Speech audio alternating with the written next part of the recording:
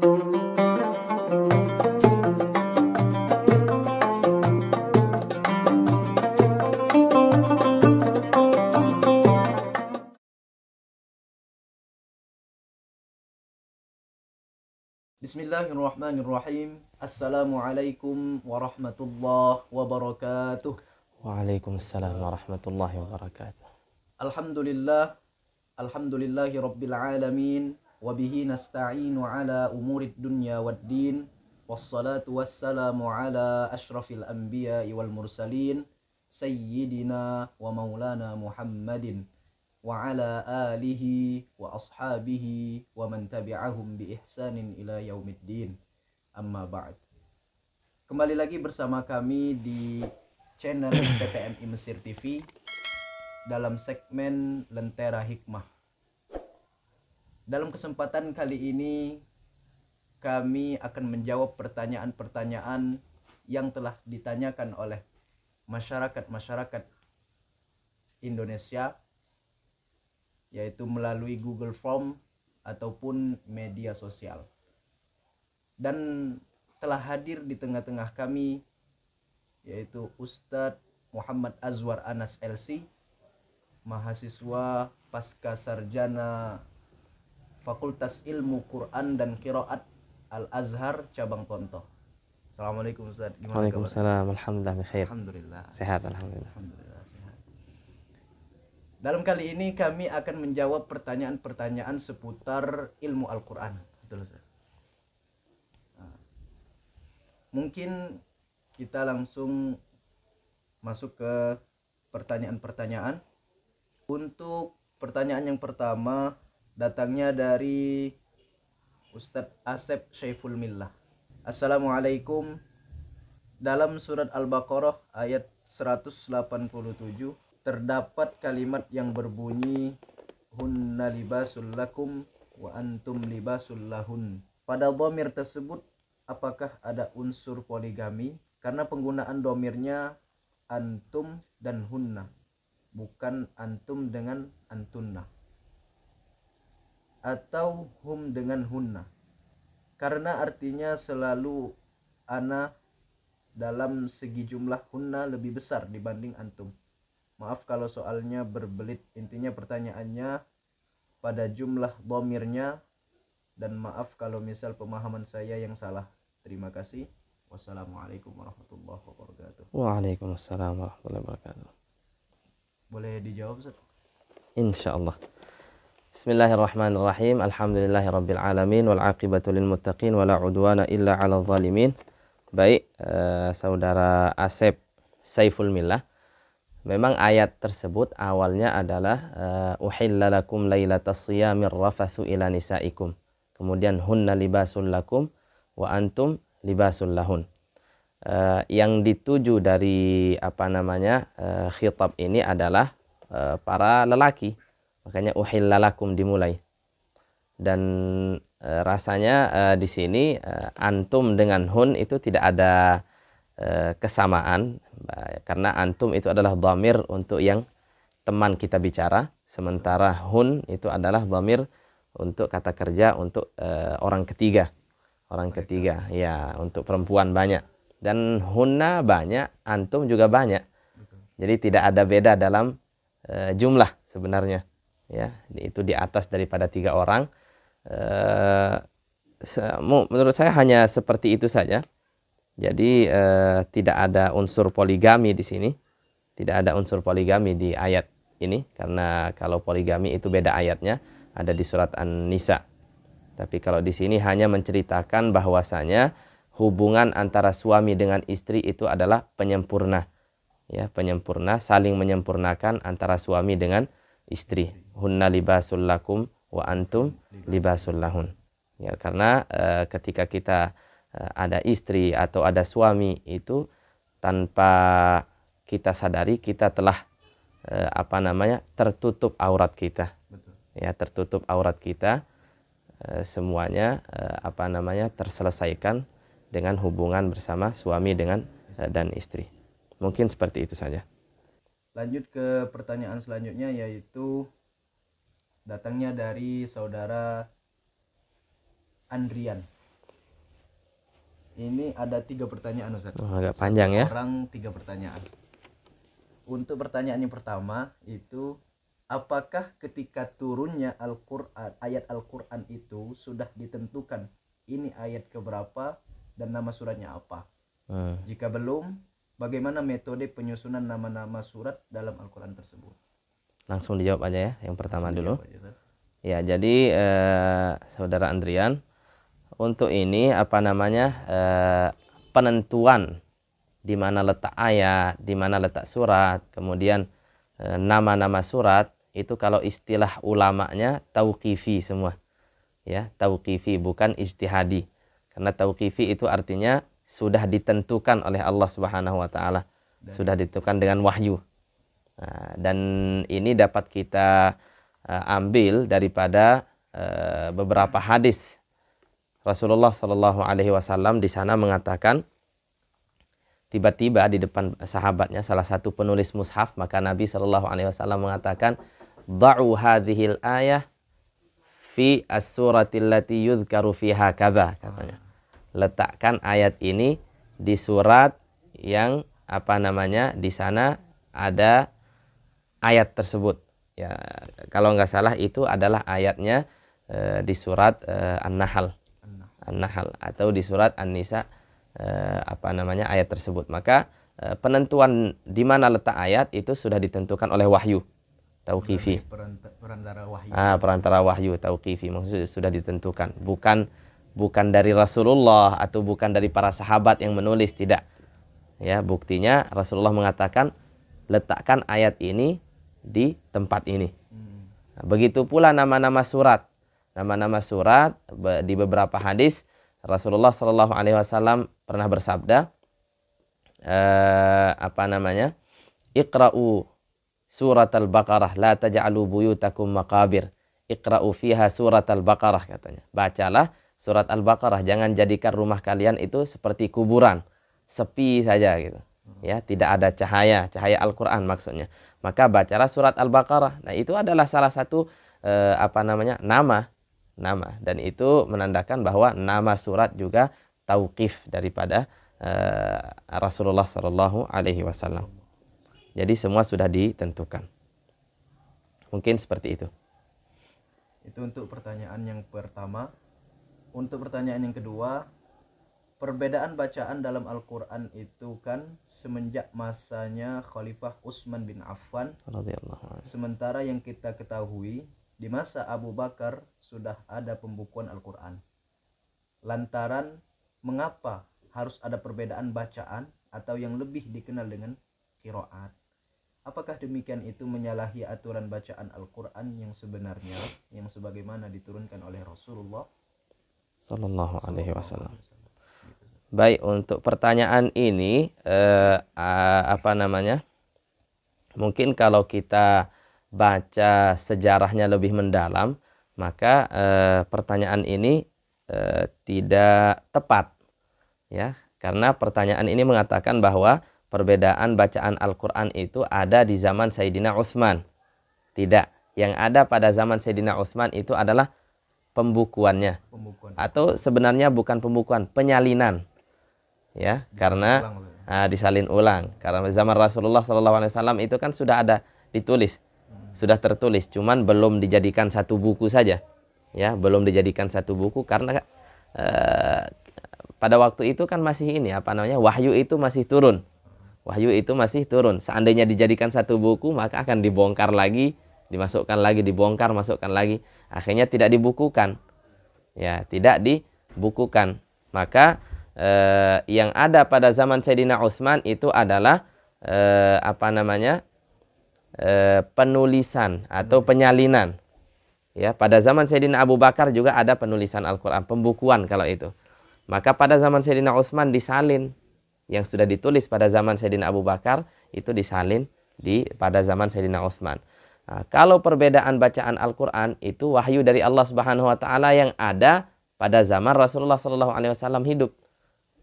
Ya, ada pada zaman Rasulullah Sallallahu Alaihi Wasallam masih hidup. Jadi bukan pada zaman Sayyidina Utsman. Ya, dari zaman Rasulullah Sallallahu Alaihi Wasallam. Kemudian kata beliau kiroat ya, kiroat. Mengapa harus ada perbedaan bacaan atau yang lebih dikenal dengan kiroat? Kenapa harus ada bermacam-macam bacaan? Kenapa tidak satu saja? Ya, kenapa tidak satu saja? Nah, ini apa namanya? Memang pada waktu itu kabilah Arab, Jazirah Arab kan memang bahasanya adalah bahasa Arab. Bahasa Arab. Tetapi kan masih ada dialek-dialek dan lahjat-lahjat yang berbeda-beda. Sama seperti kita sekarang, bahasa Jawa. Tetapi di setiap negeri, di setiap kabupaten, itu beda-beda bahasanya. Ada Jawa Tengah, halus gitu kan. Apa namanya, Purwokerto mungkin, nah itu lebih ngapak, ada yang ngapak. Atau di yang dekat dengan Jawa Barat gitu kan, nah itu ngapak. Nah itu kan beda-beda. Bermacam-macam. Nah, dialek orang Arab itu bermacam-macam. Maka kalau kita suruh mereka, orang Indonesia ini permisalannya ya, kalau kita suruh orang-orang tua-tua kita lah, atau yang belum pernah belajar tulis di SD atau di SMP, kemudian kita suruh bahasa Indonesia, apakah mereka akan bisa? Sulit mungkin. Nah, sangat sulit. Sangat sulit. Maka oleh karena itu Al-Quran memang pertama diturunkan dengan bahasa Rasulullah SAW, yaitu Quraisy, ya, bahasa Quraisy. Tetapi ketika beliau sudah hijrah ke Madinah, mulailah orang-orang di luar suku Quraisy itu masuk Islam. Maka di sana timbullah suatu kebutuhan untuk membaca Al-Quran dengan bahasa lain. Dialek lain. Tetap dia bahasa Arab, tetapi dengan dialek lain. Maka Rasulullah melihat kebutuhan tersebut, meminta kepada Allah Subhanahu wa taala. Ya, pertamanya memang dalam hadisnya Allah Subhanahu wa taala memerintah, innallaha ya'muruka an taqra'a ummatukal Qur'an ala harf, katanya. Bacalah Al-Qur'an dengan satu cara baca saja. Maka Nabi melihat hal seperti itu mengatakan, as'alullaha mu'afatahu wa maghfiratah wa inna ummati la tutiqu dzalik. Umat saya tidak akan mampu hal tersebut. Nah, maka Rasulullah Shallallahu alaihi wasallam mengatakan ketika Allah Subhanahu wa taala memerintahkan beliau untuk membaca Al-Qur'an ini hanya dengan satu cara baca, beliau mengatakan as'alullaha mu'afatahu wa maghfiratah wa inna ummati la tutiqu dzalik. Umatku tidak akan mampu ya Allah. Kenapa? Karena fihimus syaikhul kabir, katanya. Ada orang yang sudah tua, ada yang alladzi lam yaqra kitaban qat, katanya. Belum belajar sama sekali. Dan mereka itu sangat susah untuk pindah ke bahasa lain. Ya, untuk pindah ke bahasa lain. Maka oleh karena itu diturunkanlah keringanan oleh Allah Subhanahu wa taala sampai, dan berkali-kali Rasulullah itu minta, sampai kedua beliau minta lagi, ketiga beliau minta lagi, keempat beliau minta lagi, dan terakhir sampai ke 7 cara baca. Nah, oleh karena itu ada perbedaan. Untuk apa berarti? Yuridullahu bikumul yusr wala yuridu bikumul usr. Ya, Allah Subhanahu wa taala menginginkan kemudahan, bukan kesulitan bagi umat ini. Mungkin cukup seperti itu. Itu untuk pertanyaan yang kedua. Untuk pertanyaan yang terakhir, apa pengaruh banyaknya nama-nama Al-Quran? Sebagaimana yang kita ketahui namanya ada 4, bahkan sampai 55. Betul gak Ustaz? Iya, jadi memang yang terkenal adalah namanya itu adalah Al-Quran, Alkitab, Al-Furqan, ya, sama Tanzil. Tanzil itu yang 4 memang yang terkenal. Ya, 4 ya. Ada nama-nama yang lain yang disebutkan, tetapi sampai 55 katanya, bahkan lebih mungkin ya, bahkan lebih. Memang apa namanya? Terkadang itu bukan nama. Itu adalah ausaf, kata ulama. Ya, ausaf itu adalah sifat atau ciri Al-Quran. Nur, Al-Quran itu nur. Huda misalnya, ya, atau mubin, ya. Maka itu bukan nama. Maka beberapa ulama memang menyempitkan hal ini sehingga nama Al-Quran itu cuma 4 saja yang tadi kita sebutkan. Kemudian kenapa kok banyak sekali nama ini? Ada perkataan ulama kita yang mengatakan kasratul asma tadullu ala syarafil musamma. Ya, banyaknya nama tersebut, orang tersebut itu menandakan bahwa dia itu sangat mulia. Ya, sangat lebih mulia atau sebaliknya. Tetapi di Al-Qur'an itu menandakan bahwa dia adalah sangat mulia. Jadi di samping dia itu adalah Alkitab, dia adalah Al-Qur'an dibaca, dia adalah Al-Huda, dia adalah Al-Furqan, pemisah antara yang hak dengan yang batil, tanzil, dia diturunkan dari Lauhil Mahfuz dari Allah Subhanahu wa taala, maka itulah kenapa Al-Qur'an itu banyak namanya dan yang bisa kita pahami seperti itu. Untuk memuliakan tadi. Ya, untuk memuliakan. Karena ya seperti itu yang disebutkan di dalam Al-Qur'an. Untuk pertanyaan yang selanjutnya dari saudara Rizky. Ini ada 2 pertanyaan juga. Pertanyaan pertama, apakah terjemahan Al-Qur'an itu bisa dikatakan sebagai bentuk penafsiran juga? Ya. Terjemahan Al-Qur'an memang Al-Qur'an ini masalah penerjemahan ulama sangat banyak perbedaan pendapat. Apakah Al-Qur'an bisa diterjemah atau tidak? Ya, bisa diterjemah atau tidak. Ada Syekh Mahmud Shaltut menulis buku tentang terjemah Al-Qur'an itu, Syekhul Azhar. Tetapi memang secara tekstualitas itu tidak bisa Al-Qur'an itu diterjemah per kata, per huruf, itu sangat tidak bisa. Sangat sulit. Ya, sangat sulit. Misalnya Raibal Manun, itu tidak bisa diterjemahkan raib dengan al-manun, itu tidak bisa. Ya, satu kata. Sampai sekarang kepala Lajnah Tasihih Mushaf itu Dr. Mukhlis Hanafi. Ya, Mukhlis Hanafi Sekjen alumni. Itu beliau sampai menceritakan tentang Al-Qur'an, kan ada Al-Qur'an yang terjemah per kata. Ternyata itu masih dikritiki. Ya, itu masih dikritik karena hal tersebut tidak bisa. Maka karena Al-Qur'an ini kan diturunkan dengan bahasa Arab dengan sangat detail.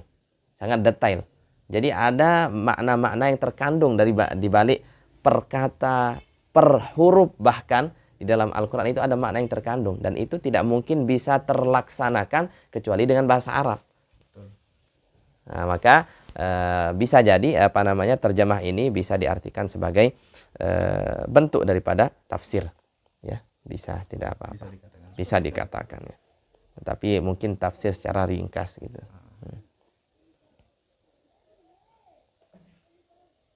Pertanyaan keduanya ya. Pertanyaan yang kedua, di dalam Al-Qur'an itu kan ada beberapa kisah para nabi sebelum Nabi Muhammad sallallahu alaihi wasallam. Lantaran kira-kira ayat-ayat kisah sebelum Nabi Muhammad itu turunnya ketika kapan? Apakah Nabi Muhammad dalam keadaan berdakwah atau ketika duduk bersama para sahabat?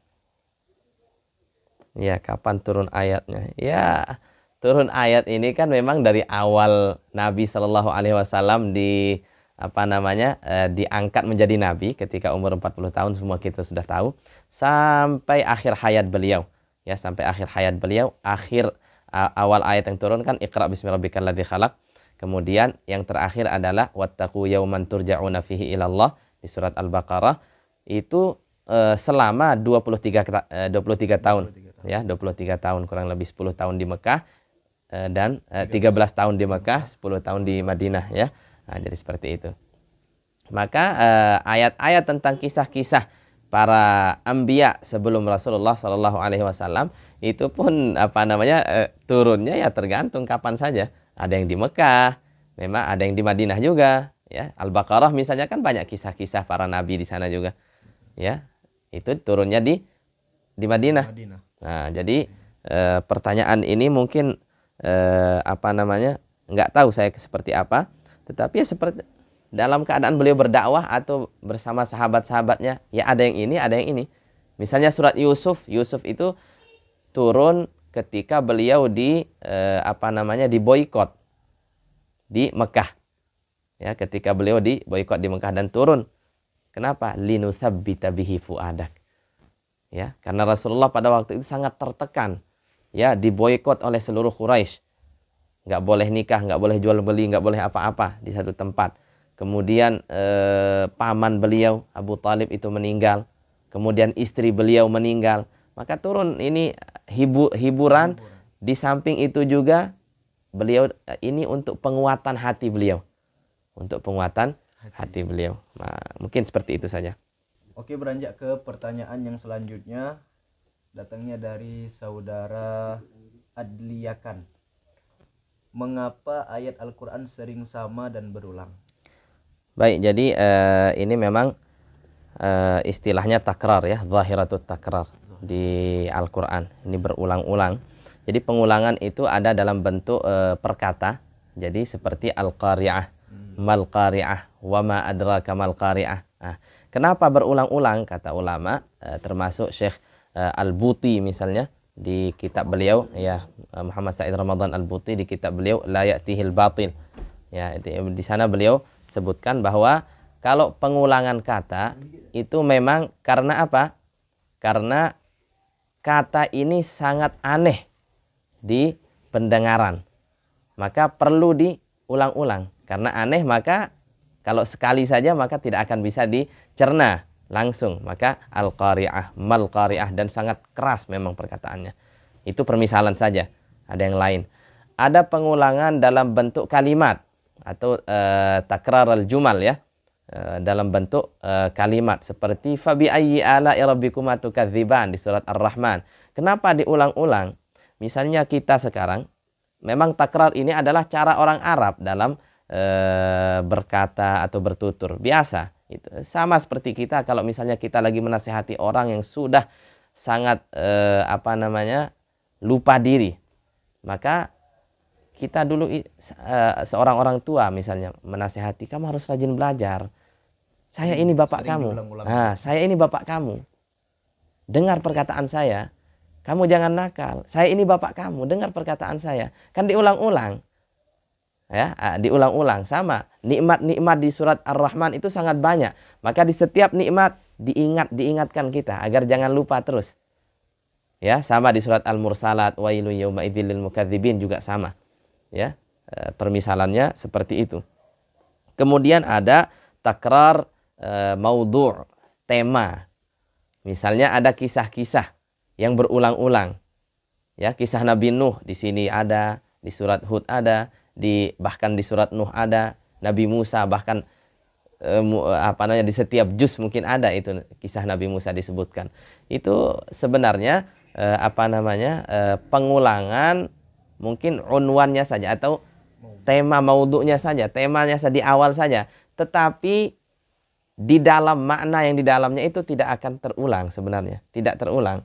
Buktinya kalau kita baca di surat Al-Baqarah, kita baca ada makna yang tidak ada di surat-surat yang lain. Di surat Al-A'raf misalnya tentang kisah Nabi Musa. Jadi Al-Quran ini memang bukan buku sejarah. Bukan buku sejarah. Tetapi Al-Quran ini mengajarkan kita bagaimana cara kita mengambil pelajaran dari sejarah. Tidak semua sejarah itu disebutkan. Tetapi sedikit, oh ini bisa diambil pelajaran dari sini, dari sini, dari sini.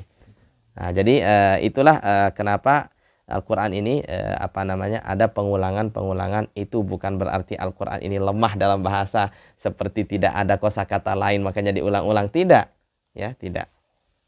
Mungkin itu juga termasuk hikmah dari diulang-ulangnya. Iya. Dan kita harus pahami itu karena banyak orang-orang yang akan mengkritik Al-Quran dari segi pengulangan ini. Ya. Lanjut ke pertanyaan selanjutnya, yaitu datang dari saudara Yogi Nazarki. Assalamualaikum. Waalaikumsalam. Saya ingin bertanya, bolehkah belajar membaca Al-Quran dengan cara mendengarkan sambil mengcover atau membaca berbarengan murattal Al-Quran, baik itu melalui rekaman atau media YouTube? Terima kasih atas perhatiannya. Baik, ya memang Al-Quran ini awalnya memang kita harus belajar dari guru langsung, mulut ke mulut, face to face ya, langsung belajar. Memang seperti itu, karena beberapa hal tidak bisa kita tiru atau tidak bisa kita ucapkan dan mengatakan, "Mbak, saya sudah benar." Harus ada guru yang mengatakan bahwa kamu sudah benar. Langsung yang mengoreksi. Ada yang mengoreksi. Tetapi belajar dari video atau murattal itu sangat bagus.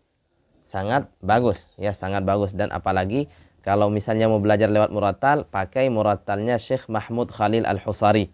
Nah, itu sangat-sangat detail dan sangat fasih hurufnya. Atau Syekh Minshawi. Minshawi ya bisa juga. Tetapi Syekh Mahmud Al-Husari itu sangat jelas. Penyebutan hurufnya itu sangat-sangat jelas. Jadi mungkin seperti itu. Sangat baik ini. Apalagi kalau untuk anak kecil yang belum bisa baca dan tulis, itu tidak perlu diajarkan baca tulis dulu. Cukup kita perdengarkan saja. Mungkin nanti ketika dia bisa bicara, langsung bicaranya Al-Quran. Ya, ya, boleh. Iya. Ya, selanjutnya. Begitu. Untuk saudara, ada beberapa pertanyaan juga tadi yang sama. Itu saudara Dafa Maulidi Wibisono. Ya, asal kiroat ya. Tentang kenapa Al-Quran itu berbeda ya. Sudah dijelaskan tadi. Kemudian ada juga pertanyaan yang bakal kita jawab ya. Dari saudara Rohim Nawi Ali Baiha, sama juga dengan pertanyaan saudara Muhammad Yusuf. Yaitu bagaimana cara mencintai Al-Quran dan bagaimana agar cara kita mudah menghafalnya dan mengamalkannya. Baik. Memang Al-Quran ini adalah kalam Allah Subhanahu wa Ta'ala. Guru-guru kita sering mengatakan bahwa ketika kamu membaca Al-Quran, maka anggaplah Al-Quran itu sedang diturunkan kepada engkau. Jadi Al-Quran itu adalah surat cinta daripada Allah Subhanahu wa Ta'ala. Maka ya Bani Adam itu kan panggilan-panggilan. Ya ayyuhan nas, ya ayyuhalladzina amanu. Seakan-akan kita itu sangat Allah itu kangen banget loh sama kita gitu. Ya. Jadi kita dipanggil mendekat. Nah, jadi seperti itu. Dan apalagi orang Islam ya. Orang Islam ini sangat Allah Subhanahu wa Ta'ala mengatakan inna nahnu nazzalna dzikra wa inna lahu lahafizun. Ya, Allah menjaga Al-Quran ini tidak akan bisa hilang sampai Allah Subhanahu wa Ta'ala berkehendak. Dan termasuk cara Allah Subhanahu wa Ta'ala menjaga Al-Quran ini adalah banyak orang-orang dijadikan para penghafal Al-Quran. Ya, bahkan yang tidak bisa bahasa Arab kayak kita, bahasa kita bukan bahasa Arab, tetapi alhamdulillah banyak sekali para penghafal Al-Quran bertebaran di Indonesia, kan? Pondok-pondok tahfiz di mana-mana. Nah, pondok tahfiz di mana-mana. Dan itu sudah cukup sebenarnya menjadi motivasi kita. Ini kan pedoman hidup kita. Al-Quran ini. Ini kalam daripada Tuhan kita. Kenapa kita tidak selalu membacanya? Ya. Dan Al-Quran ini memang semakin kita membaca, semakin kita merasakan kenikmatannya. Ya, semakin kita makanya kata Imam Asy-Syatibi, wa khairu jalisin la yumallu hadithuhu. Al-Quran ini adalah sebaik-baik teman duduk. La yumallu hadithu, enggak akan bosan kita berbicara dengan dia. Wa tardaduhu yazdadu fihi tajammula. Semakin kita ulang-ulang, maka semakin indah dia. Al-Quran ini. Memang seperti itu. Semakin kita ulang-ulang, maka ada makna-makna yang akan kita dapatkan.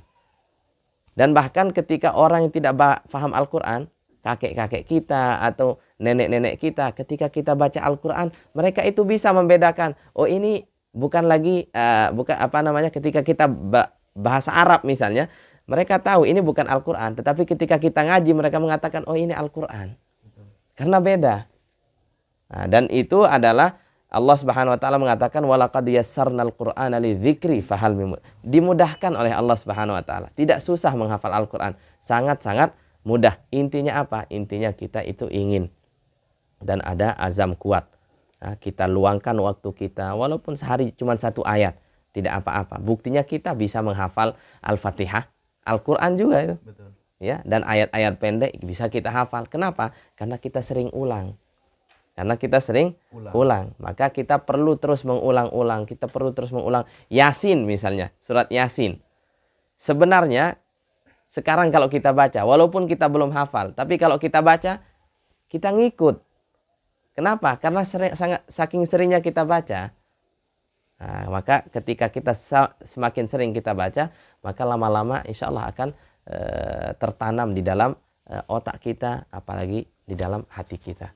Ya, begitulah Al-Qur'an ini sebagai kalamullah subhanahu wa ta'ala, maka sudah sepantasnya untuk kita sebagai orang Islam menghafal dan lainnya. Ya.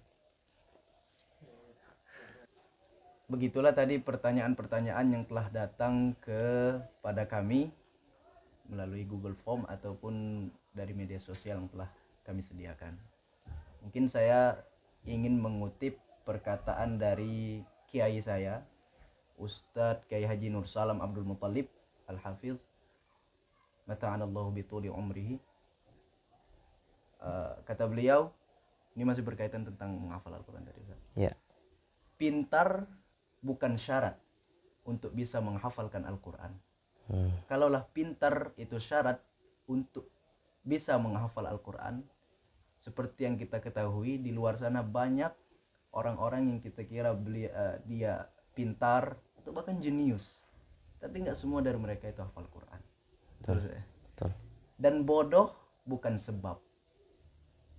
Jadi bodoh itu bukan sebab untuk tidak bisa menghafalkan Al-Quran. Kalaulah bodoh menjadi sebab, kenapa kita tidak bisa menghafal Al-Quran? Banyak yang kita kira di luar sana kemampuannya kurang, ya bodoh tadi, tapi mereka bisa, gitu kan. Bahkan ada yang otaknya kurang, dalam tetapi masih bisa. Tapi mereka bisa. Jadi kuncinya pintar bukan syarat, bodoh bukan sebab. Betul. Tapi menghafal Al-Quran itu adalah usaha, tekad, dan mujahadah serta pertolongan dari Allah kepada orang yang ingin menghafalkan Al-Quran itu sendiri. Kira-kira begitu kata beliau. Mungkin begitu saja untuk pertanyaan-pertanyaan yang telah kita jawab tadi. Semoga menjadi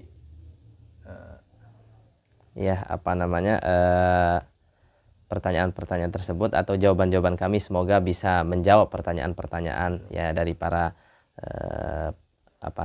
pengikut ya, para pendengar. Dan kalau misalnya ada salah, maka itu adalah dari diri saya sendiri, mohon maaf ya, pasti banyak kekurangan. Kalau ada lebihnya itu dari Allah Subhanahu wa ta'ala. Mungkin kita perlu belajar lebih banyak lagi. Betul. Saya ataupun antum sekalian. Jazakumullahu khairan.